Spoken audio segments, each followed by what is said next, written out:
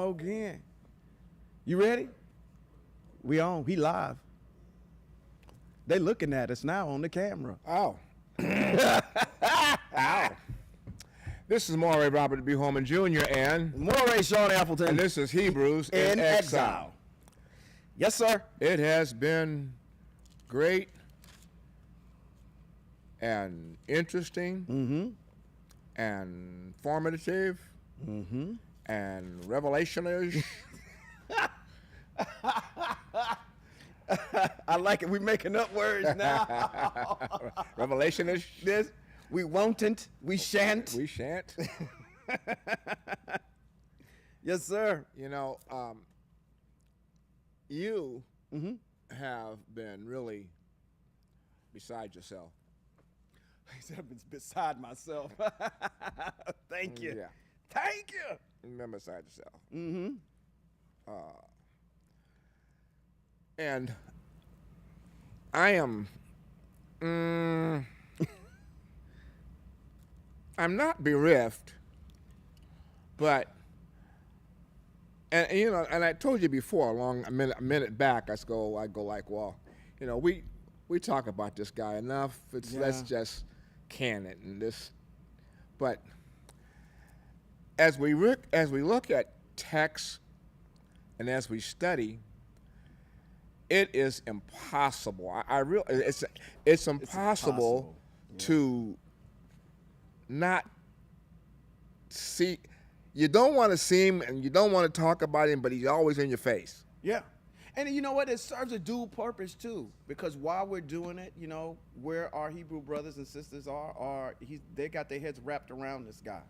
So, you know, he's just in the way half the time. You know.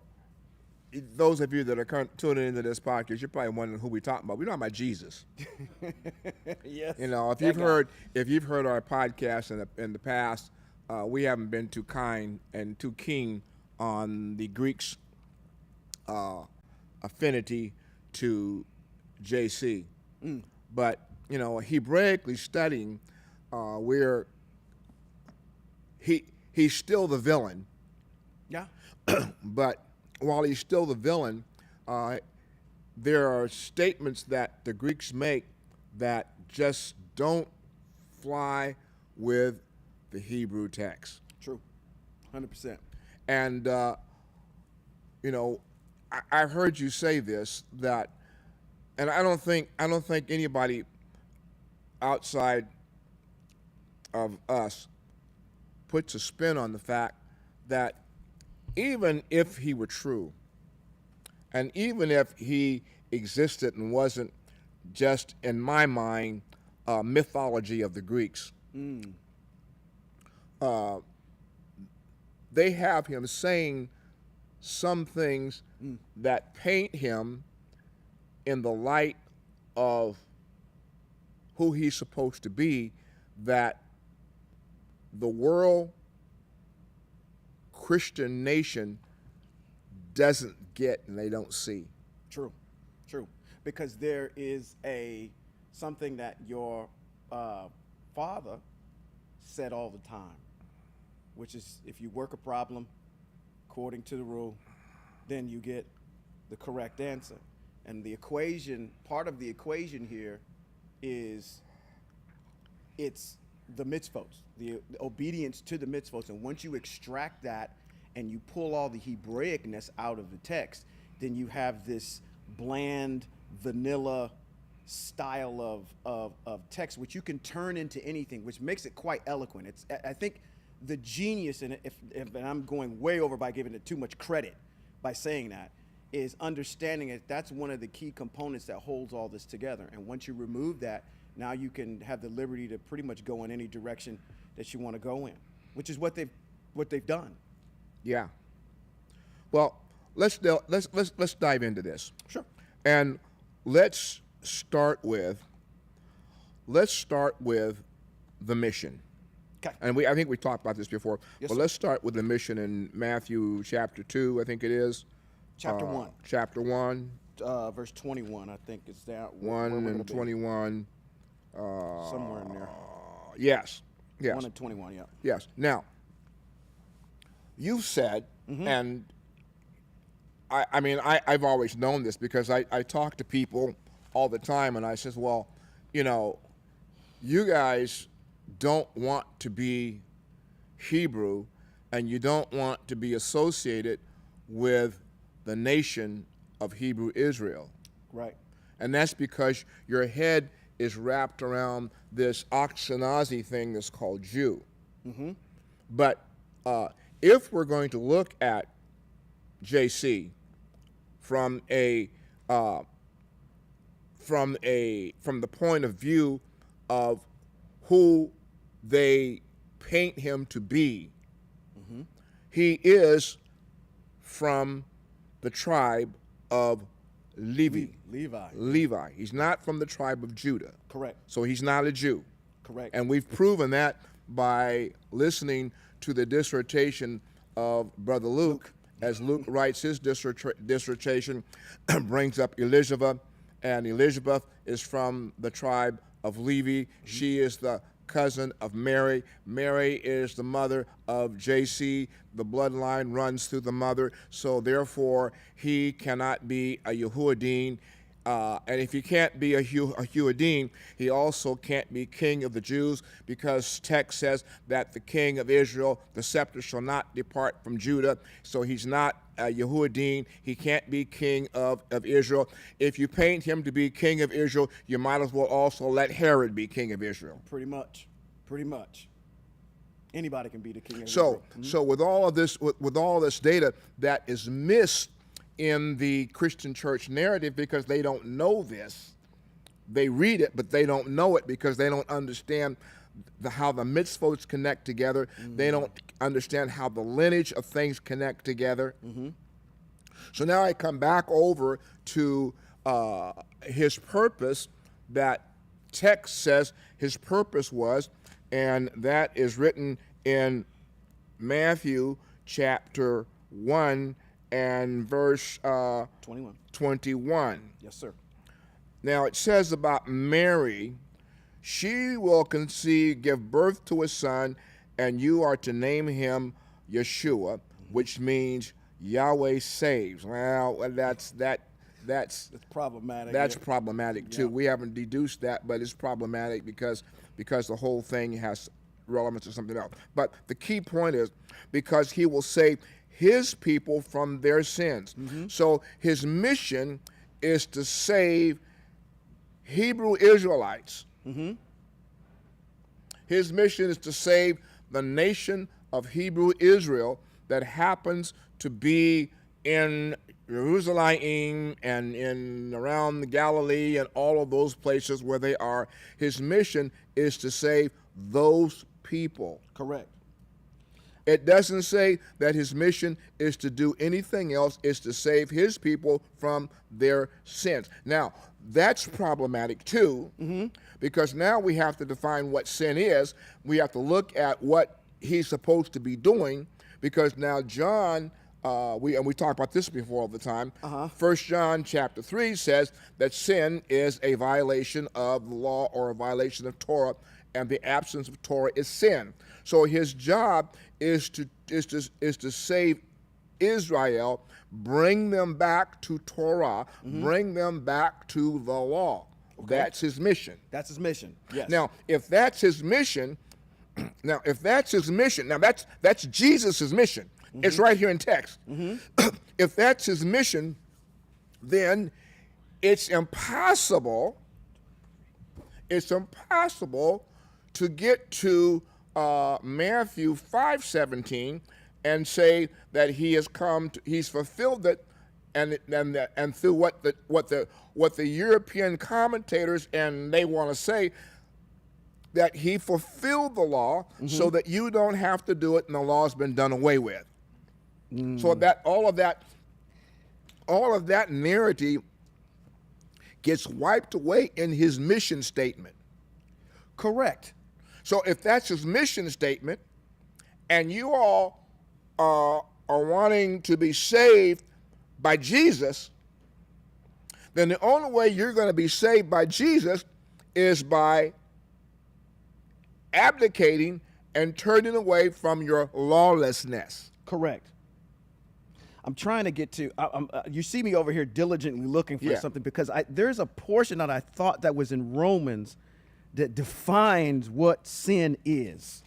And it speaks to this issue of without, and I think it uses the word Torah. Without Torah, I wouldn't know what sin was. Yeah. And I'm trying to find that as a supplement to where you like to go in John to say there's another point of reference in Romans that defines what sin is. And right. It specifically speaks to the Torah. Right. Or the commandments of the Most High. And I'm trying to find it while you're speaking, but yeah. But so I mean, the point of reference tonight is to understand that this Greek document is a hodgepodge of Greek philosophy, and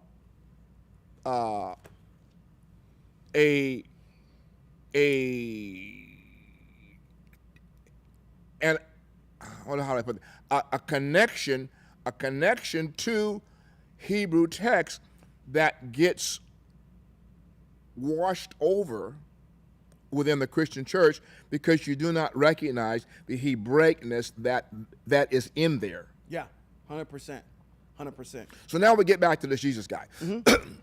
His job and his task is to save Hebrew people. Israel, the nation of Hebrew Israel that's in Jerusalem, that's in Rome, that's in all of the areas that he travels and goes. His job is to bring them back to Torah.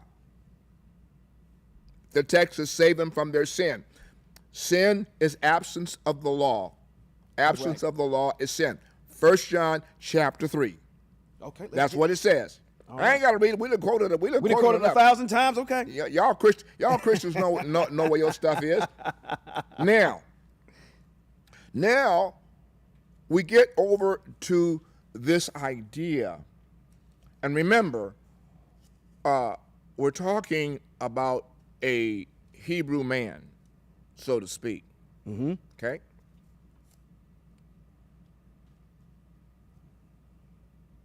John 3:16, which every Christian memorizes, and you find written on the curbs, the sidewalks, and on the walls and the buildings and everything. John 3:16. Well, let's take a look at that. Yeah. John 3:16. Let's look at that. Can you do me a favor? Yeah.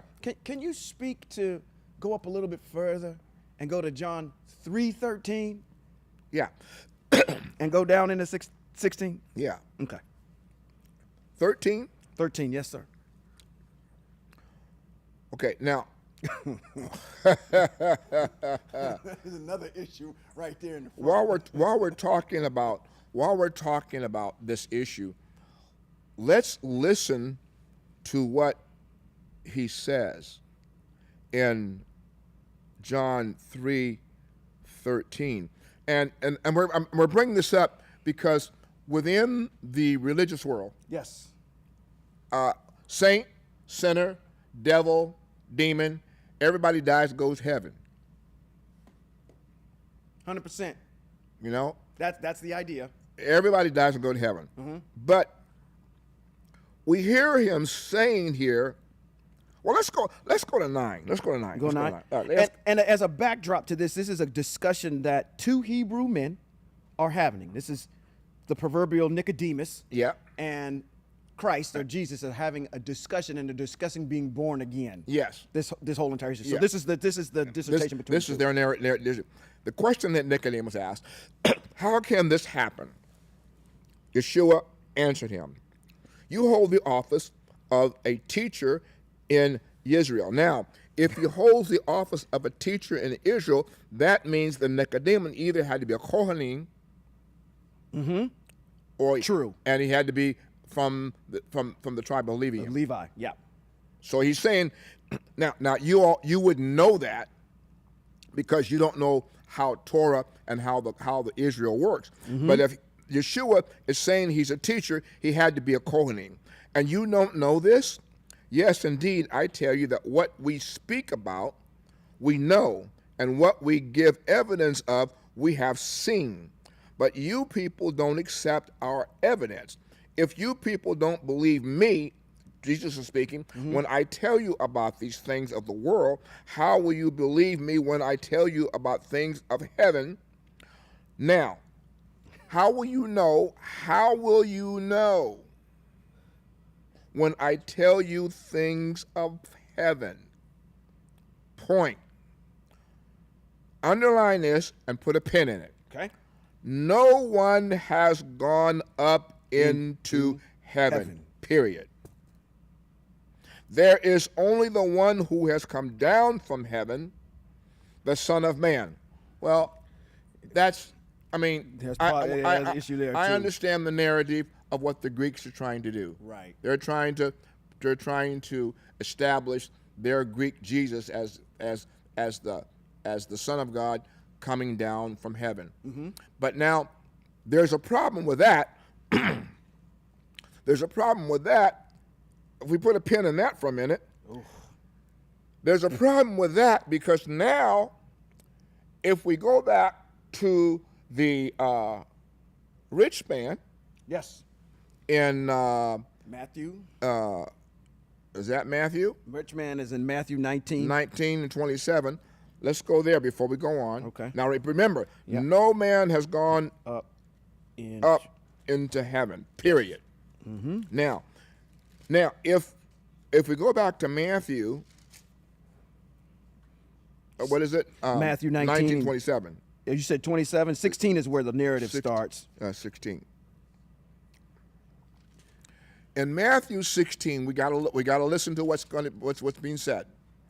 A man approached Yeshua or Jesus and said, "Rabbi, what good thing should I do in order to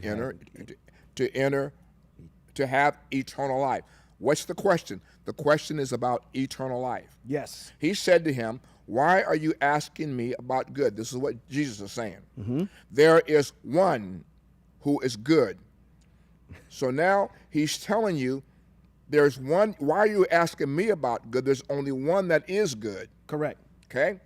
But if you want to, and that one that is good, he's making a point here, that one that's good is not me. Right. It's not me. Why you ask? Exactly. But if you want to obtain eternal life, observe the mitzvos, or observe the commandments. Let's just stop it right there. We don't need to go any further. Right, really, because he gives you the formula. Because eternal life is predicated upon understanding and observing the commandment. Let's go somewhere for a minute. Let me check something. I want to what's that? 3:16. I want to see how it's written in the King James. Okay. Let's go there for a minute. So we're going to John Because 3:16 in the New King James. That's where everybody's reading. Everybody read the King James. Okay, now King James, same text.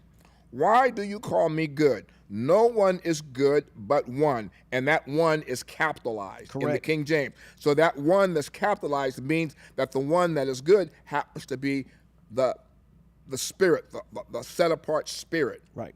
And we have a text that tells us who one is. Wait. I want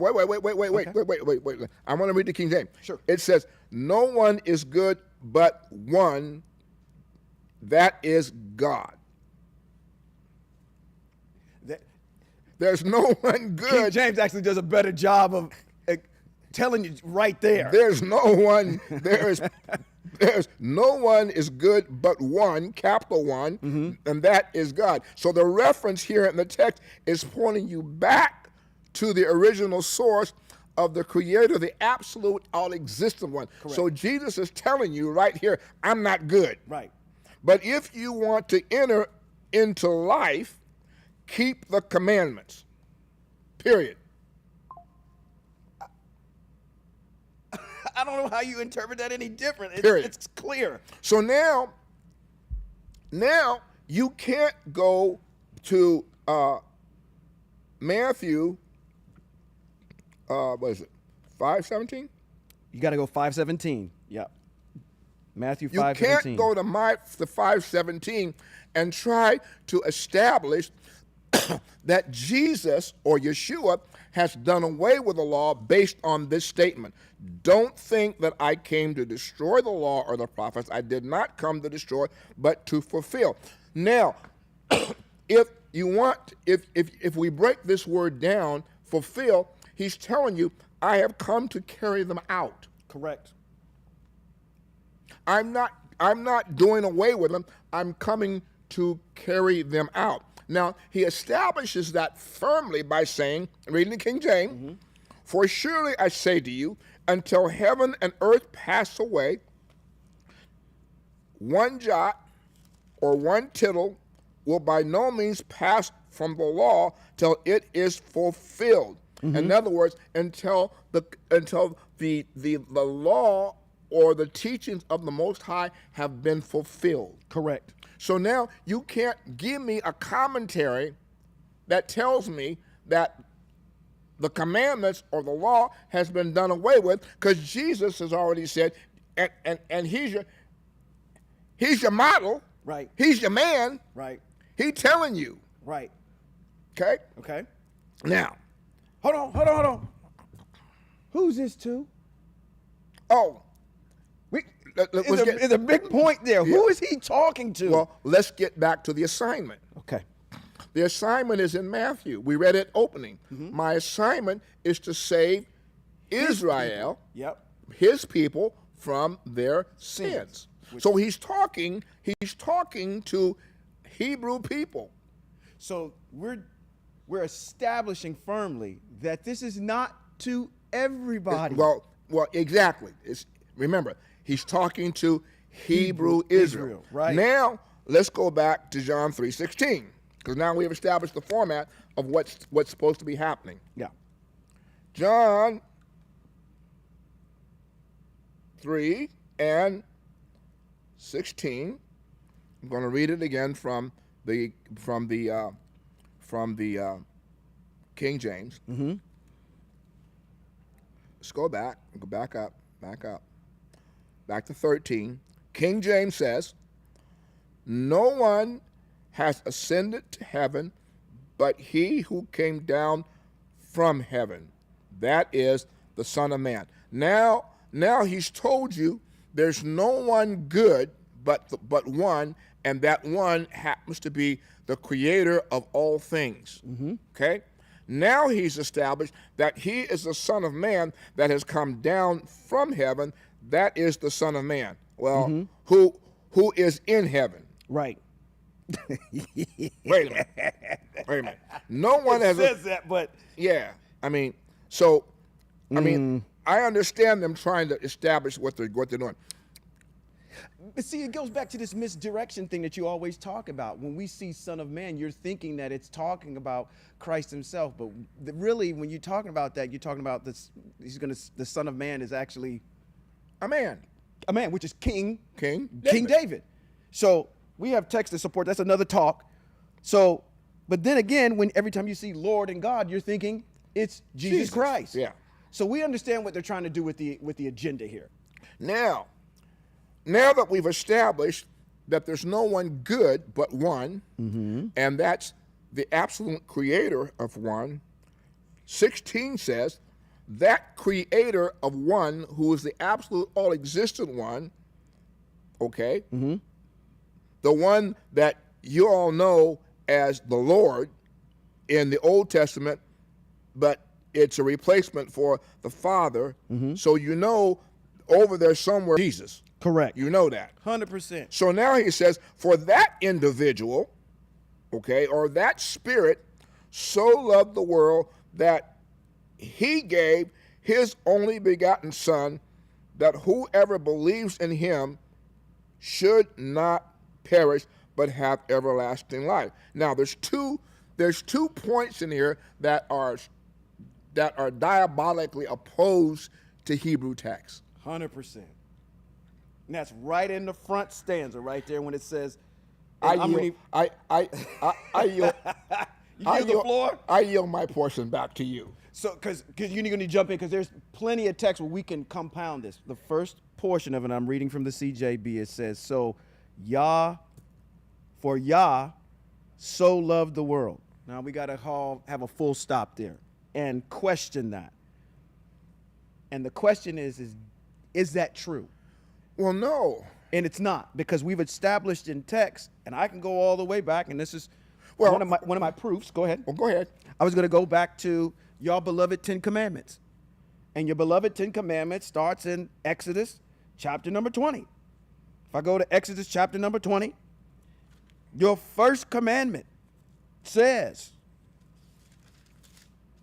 and again, I'm in the CJB, it says, I am Yahweh, or who's El? Your El. Who is he talking to? He's talking to Israel. Hebrew Israel showed up. It says, who brought you out of the land of Mitzrayim, out of the abode of slavery.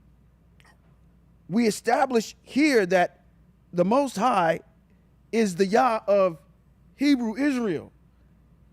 And you can read anywhere in Devarim chapter number 28 where he establishes that I am your El. Where are the pieces? I need to go get my notes, what I had on this. Come on, there's another place where it says that the Most High loves Hebrew Israel. And I know that's all over the place. Give me one. Well, but here's the problem. In Exodus 4 and 22 or 20, correct, he says, Israel is my firstborn son. Right. But he also says that he, in another text, I was getting ready to find it, and I couldn't remember where it is. He says, I love Israel. Israel I love. Israel I love. So now we're establishing who the Father's Son is out of his mouth. Mm-hmm. And also, out of his mouth, he says that he loves Israel. Correct. And I forget where in text that is. Now, we're going to probably hit up, let's go to Hosea 11 and 1. We'll get it right out of the mouth of the prophet. Hosea 11 and 1, let's try that. What does that say? Hosea 11 Hosea 11 and 1 says, when Israel was a child, I loved him. And out of Mitzrayim, out of Egypt, I call my son. Now, put a pin in that. I got a little sidetrack right here. Okay. Mm-hmm. In the Greek text says that Yahweh said that he called his son out of Egypt, referencing Jesus Christ, because Joseph took Mary up out of Bethlehem and escaped to Mitzrayim, where she had to shelter herself to keep her from getting stoned to death. So now the Greeks say that he called his son out of Mitzrayim. But the Hebrew text here in Hosea, the Most High is saying, when Israel was a child, Israel 4 and 2022, he says, Israel is my firstborn son. Right. I loved him, and out of Egypt I called him. Mm-hmm. So now he's speaking about the nation of Israel. Mm-hmm. So now who does he love? He loves Israel. He ain't loving the world. and that's one text out of the mouth of the prophets. Yeah. There are many texts that go over that particular concept. What are we establishing here is that the Most High is very specific on who he loves, and it's not the world. It is specifically Hebrew Israel. So we have some issue with that particular statement. But if we go back to John 3:16, it says, for Yah, I'm reading it again, for Yah loved the world, which we challenge that he gave his only unique son. We challenge that too, because that's in direct violation of Shemot chapter number 4, verse 22, because he says, and I'm challenging the word in here that says only. That's not true. It's not true. The Most High has a son, which we've established in Hosea chapter 11, verse 1, and also in Exodus. And Shemot chapter number 4, verse 22. And hold on. Okay. Go ahead. Is there another place? No. I was just quoting those two places. Talking about him loving the world, we have to bring in another prophet. Now, we brought in Hosea. Yes. Now we have to bring in another prophet. Okay.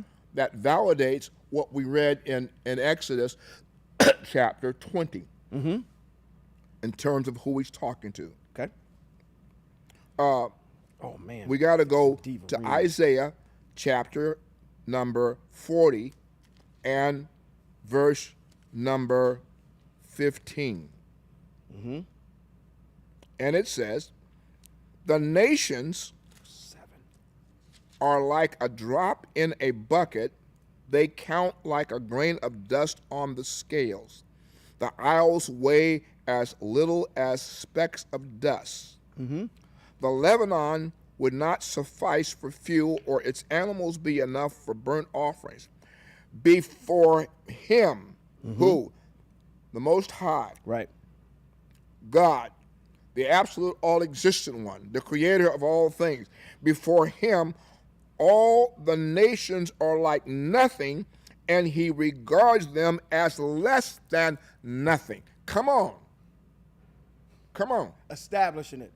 Can I piggyback on that? One more. Beautiful. Devarim chapter number 7.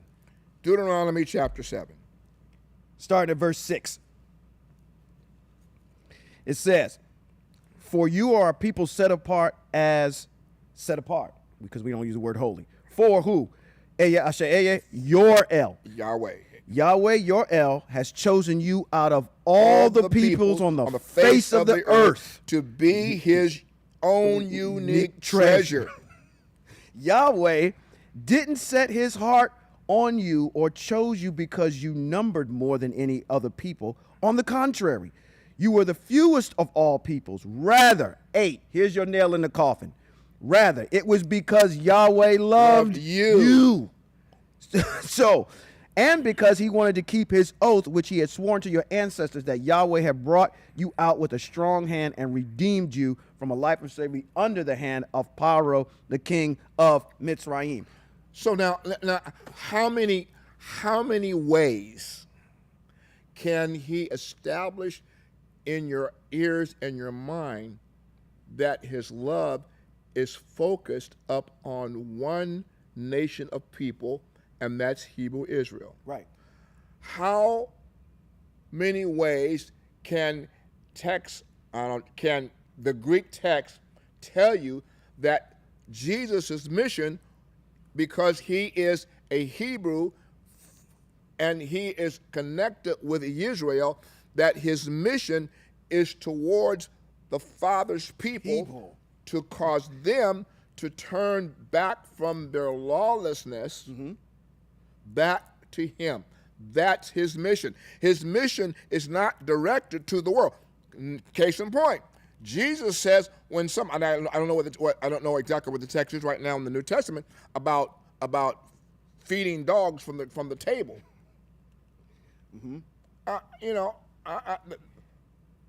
Is it proper for me to give? I'm paraphrasing because, but that reference is letting you know that he ain't here for y'all. He ain't here for everybody. He's here for a specific group of people. But again, what do we say? If you remove all the Hebraicness out of it, then you can make it about anything. You're not looking at it Hebraically. So therefore, okay. So now, let's bullet point. Let's do a bullet point. Quick bullet point. His mission is to turn His people. his people, Israel, the nation of Israel, back to the Father, teaching them his commandments. Now stop. How is he going to do that? How is he going to show? I just gave you the answer. I have to show you Yeah. how to do it. Yes. So Which is consistent with Matthew 5 and 17. So now, bullet point 3. I did not come to do away with the laws and the teachings. I'm here to carry them out so that you will see what they are. Follow me. I'm going to show you how to carry them out. Bullet point 3. Sub-bullet point to bullet point 3.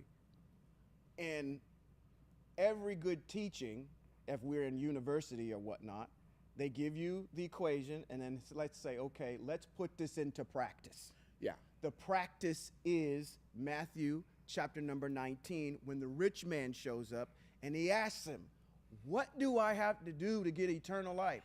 And he answers him forthrightly, and he's consistent. He says, do the mitzvah. Do the commandments. Okay. He gets a little distraught. He says, hey, I've done, he starts rattling off some. He says, well, which ones? He starts rattling off a couple of them, and he says, well, I've done those, as if to say, there's more than just that. I know that there's more than just that. Which ones am I missing? Yeshua replies, and he says, okay, this is what I need you to do, Mr. Rich Man. I need you to go sell all your stuff. We're going to remove all this stuff so you don't have any roadblocks in front of you. Give all your riches to the poor and come follow me. Why? Because I need to show you how to do the rest of them. It's great that we can talk through them, but there's a plethora of them. But the best thing for you to do is be a Talmud of me, and I'll show you how to do them. That's what he tells him.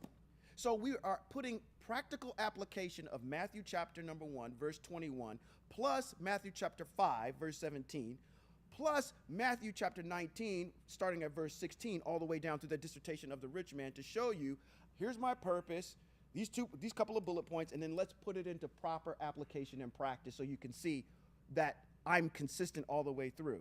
Then we can now go ahead and apply bullet point number 4, which is John 3:16, which we challenged already and said that the Most High didn't come, or at least according to y'all, send Christ into the world for everybody. We got to challenge that. That's not what he's here for. That's not what he's here for. And the Most High didn't love the world like that, because you gave us text that says they're like a speck of dust and a drop in a bucket to the Most High, everybody else. Right. So we're challenging this first particular part.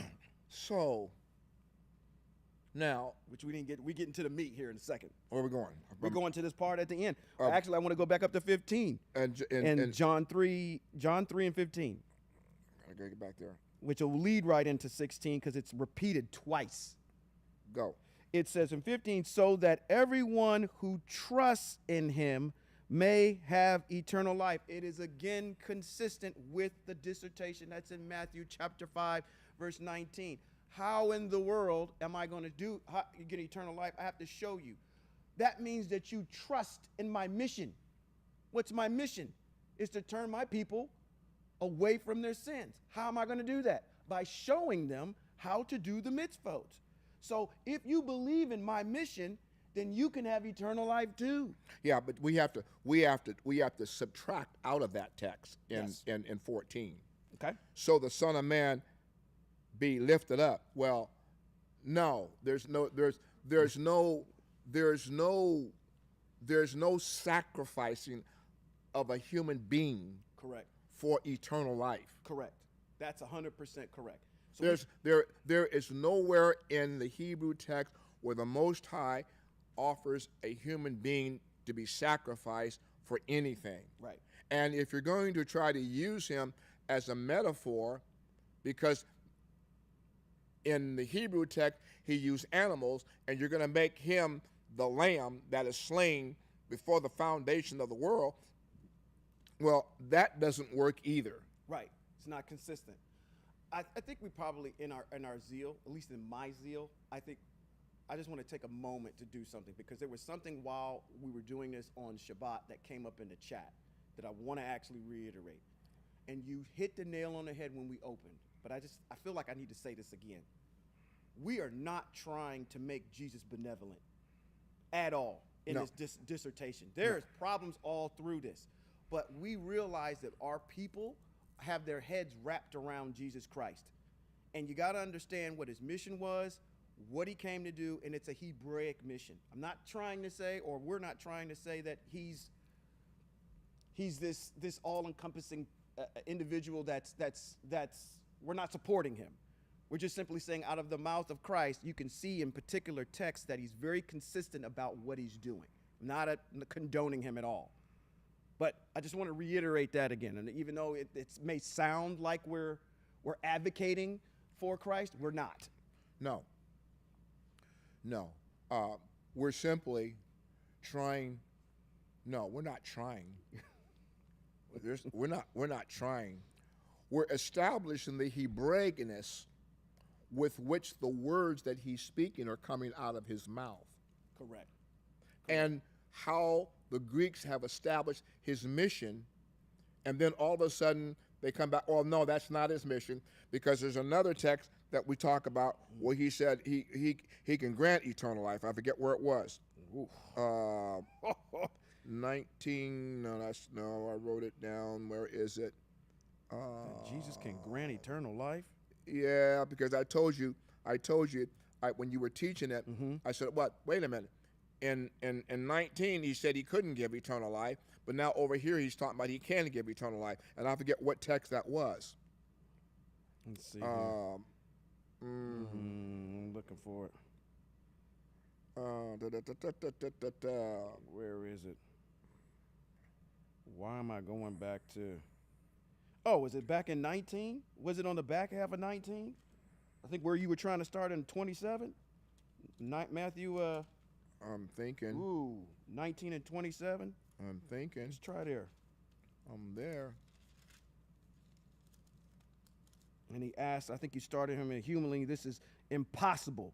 But okay, is that the part that you're talking about with where it says 25, when the Talmudim heard this, they were utterly amazed. Then they asked him, who, they asked, can be saved? And then Yeshua looked at them and said, humanly, this is impossible. But with Yah, everything is possible. That's not the part. You're trying to say that he's granted it. No, there's a text in there that the Greeks wrote where he said that he can give eternal life, and I forgot where it was. I got 27 got pegged too, but that's not it. Boy. At any rate, somewhere in here, the Hebrew text, the Greek text, speaks out of both sides of their mouth. Yeah. 100%. And all we're trying to establish for you that are listening to this podcast is that 17. John 17. I'm sorry. I apologize to you, sir. John 17? Yes, for cutting you off. That was rude of me. That's okay. 17, you can go 17, 1 through 3. So if we go to John's chapter 17, St. John? John, the Gospels, yeah. 17. Now remember, in 19, he said he can't give you eternal life. Eternal life comes through the commandments. After Yeshua had said these things, he looked up toward heaven and said, Father, the time has come. Glorify your Son, so that your Son may be glorified, just as you gave him authority over all mankind, so that he might give eternal life. Let's take that slower. Okay. Just as you gave him authority over all mankind, so that he might give eternal life to all those whom you have given him. Now, he's saying here, now I can give you eternal life, but in 19 he said, I can't give you eternal life. Correct. Eternal life comes through the mitzvos. Correct. Now, I'm gonna play the devil's advocate here. Both sides of the mouth. I'm gonna play the devil's advocate. Okay. If what being said here is I can give you eternal life through your applications of my teaching you the mitzvot.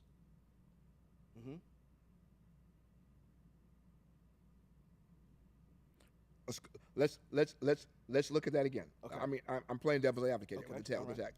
19 says there's no one good. Correct. But the Creator. Correct. He's good. Right. How do I get eternal life?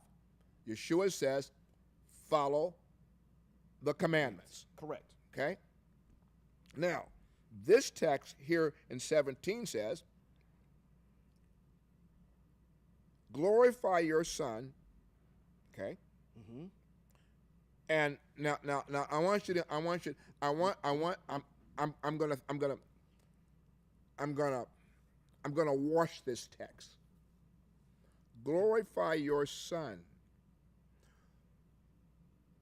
The Father, Son, and the Son of Man is any individual that has been created by the Most High. Okay, I'm gonna let you cook. Come on.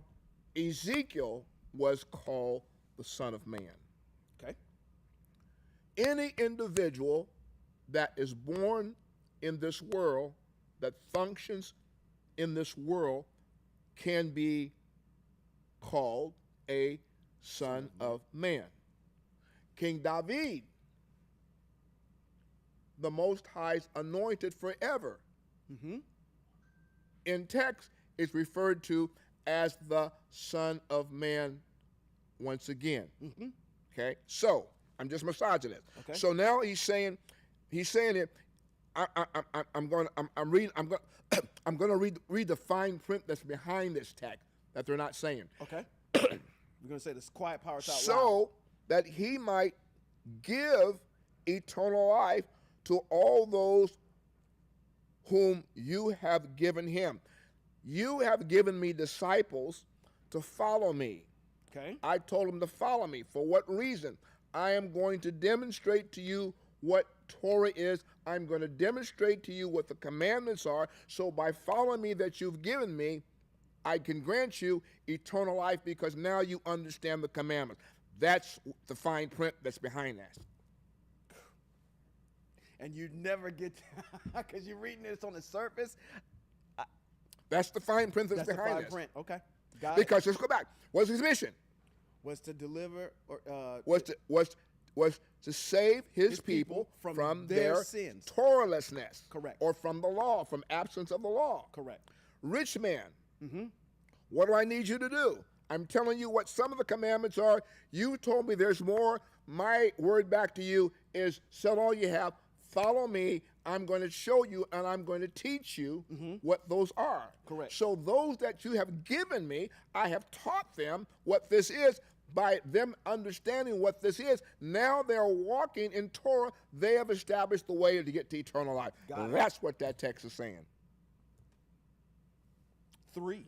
It said, You would never get there. you'd never get there. You never get there if you don't understand the Hebraicness within what's taking place. Yep. If you strip, like you say, if you strip away the Hebraicness of the text, you never hear the fine print. Yep. I just gave you the fine print that's there.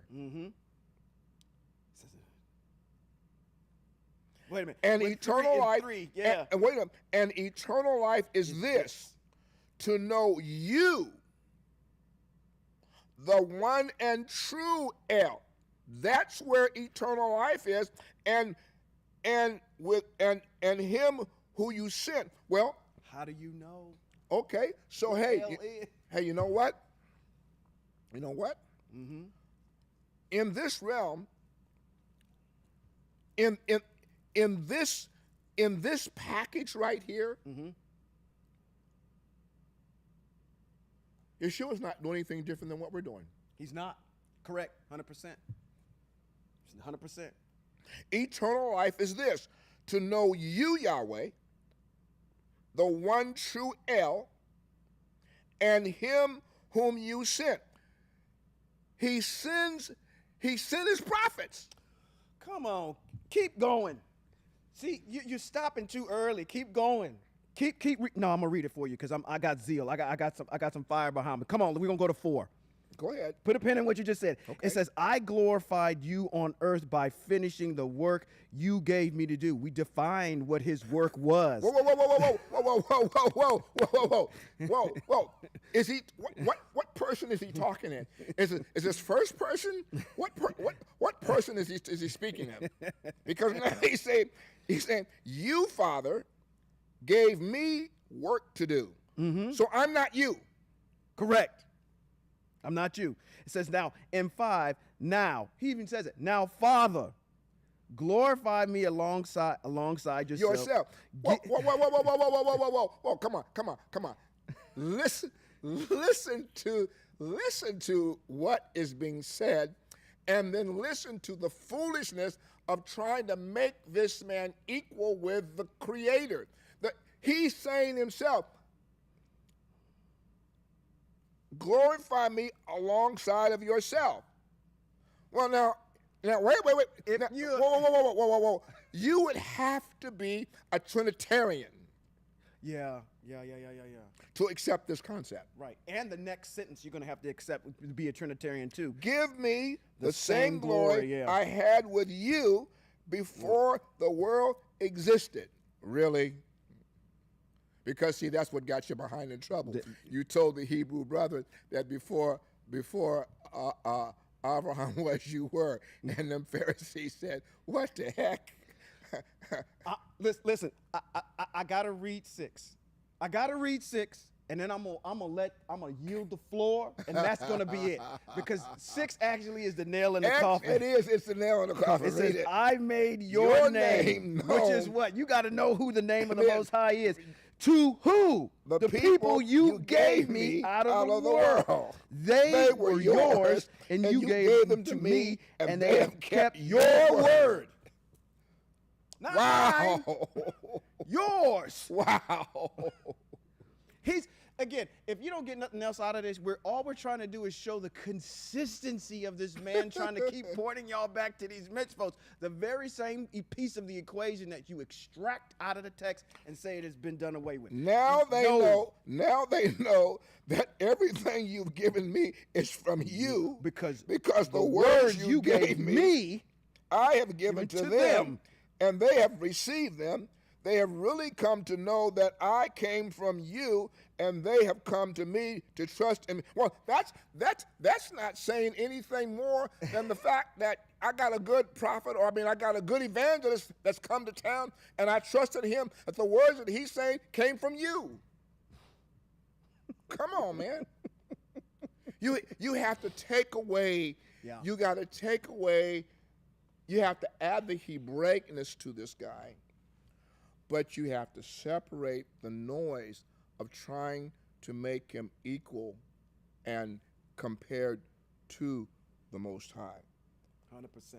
100%. Where is it? I got to get there. I hope I saved it. I hope I saved it because I'm not sure where it is.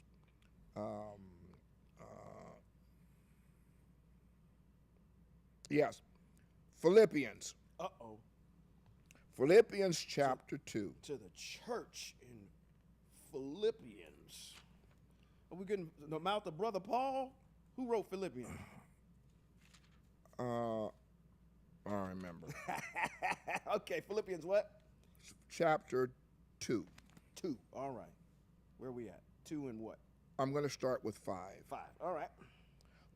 Let your attitude toward one another be governed by your being in union with Messiah, Yeshua. Okay? Now, this word Messiah only means the anointed one. Okay? Mm-hmm. So we could write this in a different text. Let your attitude be toward one another, be governed by being in union with Messiah, King David. Because King David is the Messiah, he's an anointed one. Okay, it's the same thing.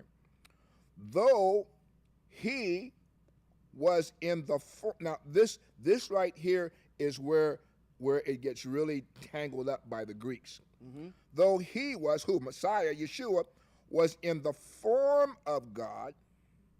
Okay, now my question is, how is he, in what context is he in the form of the absolute all-existent eternal one? In what form? I mean, the Most High doesn't have a form. Yeah, So what's the? I'd have to look at Greek commentary to see how they explain that. He did not regard equality with the absolute creator one, something to be possessed by force. On the contrary, he emptied himself in that he took on the form of a slave by becoming like human beings are. We got a problem. I am not a human. That I should lie or change my mind by Midbar or the numbers. So in Numbers, he's saying, I'm not ever going to be a human. And when he appeared as being human being, well, that can't be because he's already said, I'm not going to be. He humbled himself still more by becoming obedient even unto death, death on the stake as a criminal. Therefore, he himself. Mm-hmm. did you hear that? Yes, Therefore, I did. he himself, Yeah. because he's in the form of God, emptied himself to be like God. So therefore, he himself, it says, therefore God raised, but he himself raised himself up to the highest place and gave himself the name which is above every name. You can't, okay.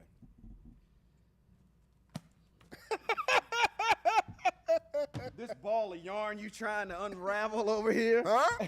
That's what it says. That's what it says to me. Because you're telling me that he's in the form of God, which I don't know what that is, because the Most High, Elohim, is a spirit. He has no form. That's correct. He's equal with him, and being so, he's taken on this human being position. Now, he's died, he suffered, and therefore, he that took on the form of God, who was in his human place, he raised him own self up to the highest place and gave him own self this name which is above every name.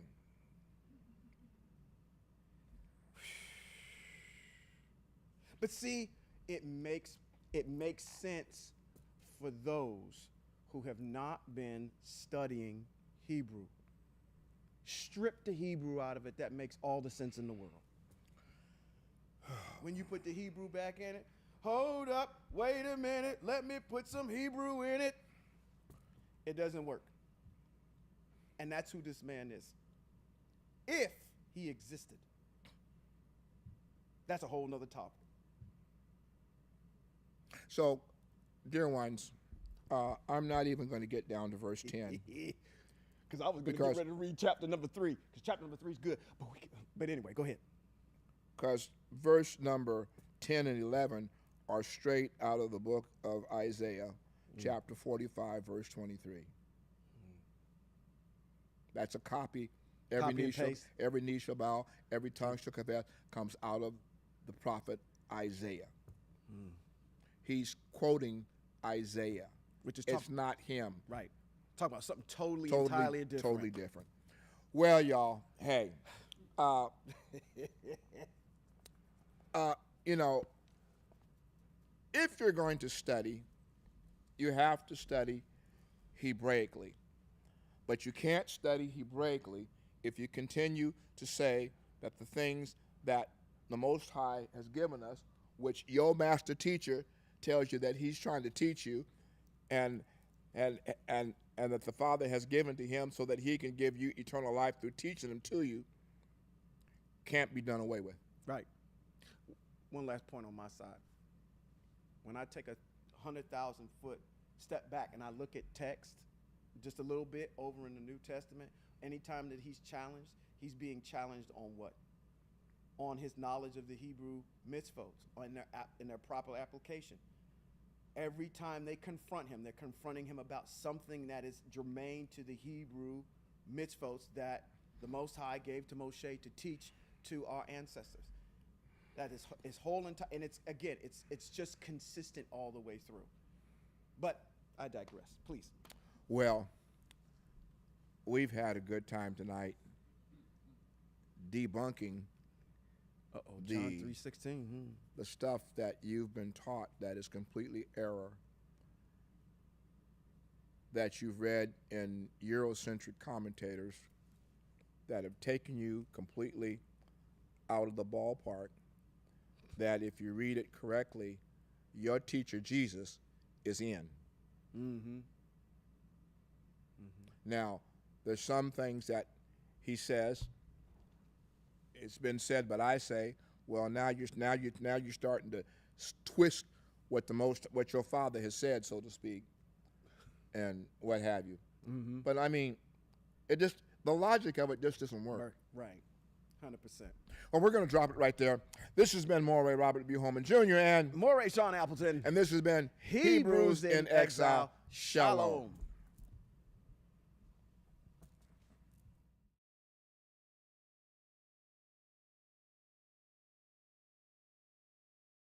This is your man Trey, also known as Yashar. Hi, my name is Haley Underwood.